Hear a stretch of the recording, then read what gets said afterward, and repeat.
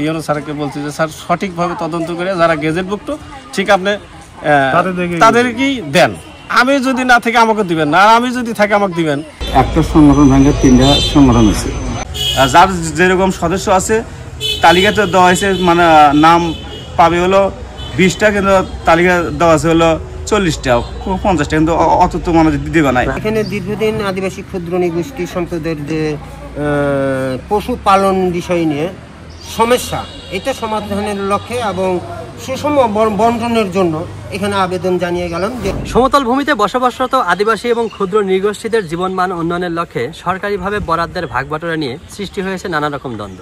দর্শক মণ্ডলী, ঘটনাটি ঘটেছে বগুড়া জেলার ধুনট উপজেলায়। আজকে এই যে আপনারা দেখতেছেন উপজেলা প্রাণী সম্পদ দপ্তর ভেটেরিনারি হাসপাতাল ধুনট বগুড়া, এখানে আসার কারণটাই হলো এখানে যে গেজেটের কথা বলা হচ্ছে, যে গেজেটের বাইরে আমরা যেতে পারবো না, কিন্তু একটি শব্দ বলা হয় যে কাউকে পিছনে ফেলে কিন্তু উন্নয়ন নয়, সকল জাতিকে কিন্তু সমভাবে নিয়ে যেতে হবে, ক্ষুদ্র নৃগোষ্ঠীকে। তো আমরা মনে করি যে এই ক্ষুদ্র নৃগোষ্ঠীর জাতি এই ধুনটে যারা আছে সকলেই যেন সমভাবে এই জিনিসগুলো পায়, সকলেই যেন মানে বঞ্চিত থেকে উঠে এসে সেই মূল স্রোতধারায় আসতে পারে, এটাই হলো আমাদের লক্ষ্য এখানে আসার। প্রাণী সম্পদে যে প্রাণী বরাদ্দ মানে পশু বরাদ্দ দেওয়া হয়, এর উপরে আজকে আমরা এখানে আসছিলাম।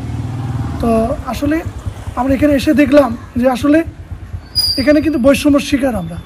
এখানে শুধু উত্তরাঞ্চল বাদ দিয়ে সাবেক প্রধানমন্ত্রীর কার্যালয় থেকে যেগুলো বরাদ্দকৃত এই আদিবাসীদের ক্ষুদ্র নৃগোষ্ঠীদের জন্য উন্নয়ন বর্ধক যেগুলো জাতিসত্ত্ব থেকে স্বাস্থ্য শিক্ষার ক্ষেত্রে বরাদ্দ দিয়ে থাকে, কিন্তু এখানে তার বিষয়টা ভিন্ন প্রেক্ষাপট দেখতেছি।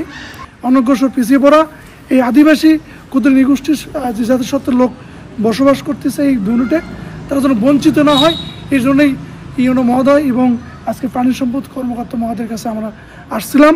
ক্ষুদ্র নৃগোষ্ঠী সংগঠনের নেতাকর্মীরা এসেছিলেন, তারা কি অভিযোগ নিয়ে এসেছিলেন এবং এই বিষয়টি সম্পর্কে আসলে আপনার মতামত কি? তারা যে অভিযোগটি করে গেলেন মৌখিকভাবে, সেটা সম্পর্কে আপনার মতামতটা বলবেন। ধন্যবাদ, মোহাম্মদ খায়রুল কবির সোহাগ, আপনাকে ধন্যবাদ জানাচ্ছি। আসলে আমাদের ধুনট উপজেলায় ক্ষুদ্র নৃগোষ্ঠী সংক্রান্ত একটি প্রকল্প চলমান আছে, যেটার নাম হচ্ছে সমতল ভূমিতে বসবাসরত ক্ষুদ্র নৃগোষ্ঠীর আর্থ সামাজিক জীবনমান উন্নয়নের লক্ষ্যে সমন্বিত প্রাণী সম্পদ উন্নয়ন প্রকল্প। ক্ষুদ্র নৃগোষ্ঠীর কিছু বগুড়া জেলা কমিটির নেতা এবং স্থানীয় ধুনট উপজেলার কিছু সংগঠনের নেতা এবং সদস্যবৃন্দ আমাদের উপজেলা প্রাণী সম্পদ দপ্তর ও ভেটেরিনারি হাসপাতাল ধুনট বগুড়ায় এসেছিলেন তাদের বিভিন্ন দাবি দেওয়া নিয়ে।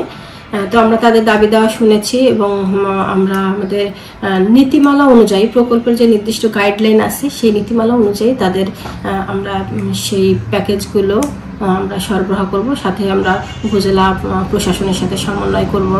আমি ধুনট থানা জাতীয় আদিবাসী পরিষদের সাধারণ সম্পাদক পলাশ বাগদি বলছি। আমার সাথে রাখাল বর্মন জাতীয় আদিবাসী পরিষদের সভাপতি। তা আমাদের ধুনটের জাতীয় আদিবাসী পরিষদ একটাই ছিল, এখন দুটো ভুয়া সংগঠন বাড়াইছে। এই ভুয়া সংগঠন গোসাইবাড়ির নিরঞ্জন আর হলো নাটাবাড়ির হলো স্বপন। আমাদের আদিবাসীর যে ক্ষুদ্র নৃগোষ্ঠীর যে প্রকল্পগুলো আসছে, তারা এই ভুয়া সংগঠন তারা বানায় দাবি করতেছে। এই বিষয়ে তীব্র নিন্দা জানাইছি এবং আমরা ইউনো মহোদয় আর প্রশাসন কর্মকর্তার কাছে আমরা এই বিষয়ে অভিযোগ জানাইছি। আশা করি যে তারা এই বিষয়টা সঠিক ব্যবস্থা গ্রহণ করবে।